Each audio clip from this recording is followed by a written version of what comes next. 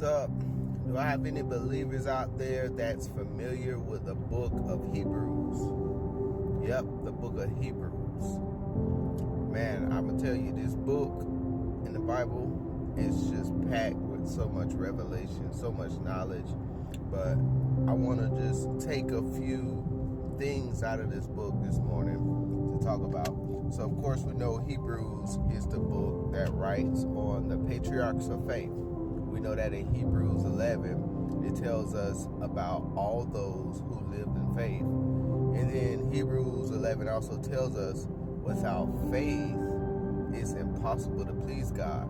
Because those who come to God, they must believe that He is, and that He is a rewarder of those who diligently seek Him. But here's the part I want to point out. Hebrews then goes on to tell us that we come to this Mount Zion, the city of the living God.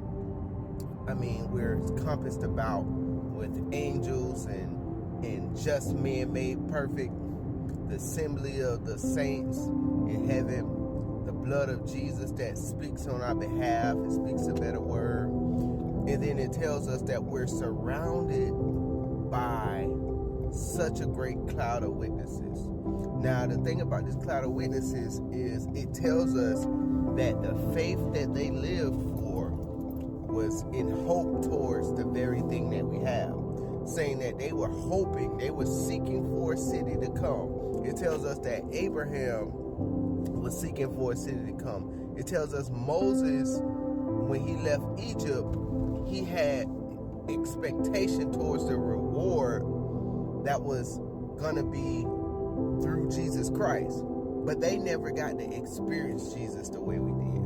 So Jesus came. We live in a different dispensation, but what it's telling us is everything that they did was all leading up to the final leg. So it says we're running this race.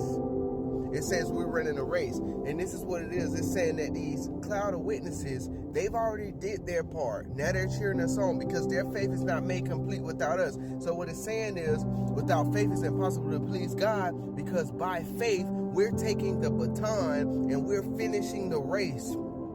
And I'm telling you, it says the latter is going to be greater than the former. So it's saying that we put these guys out here and you're looking at them like, man, they ran such a great race. But they're looking at you like, we're looking for you to finish the race, because in this dispensation, God is going to cause you to do things that we have never seen, that we're going to be at all about. The angels are rooting you on. The cloud of witnesses are rooting you on. Jesus is in heaven interceding for us.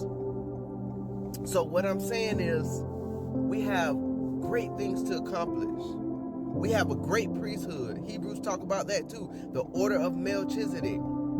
It's not the old priesthood that the Levites were under, nor those in the Old Testament, but we have a greater priesthood. We have one interceding for us. We're called high priests. It says in the book of Peter that we are a royal priesthood, a holy generation, set apart for God, a peculiar people. I'm just letting you know that what we have is great. And we have great people. We have great men and women that has ascended, that's looking at us and watching us and rooting us on.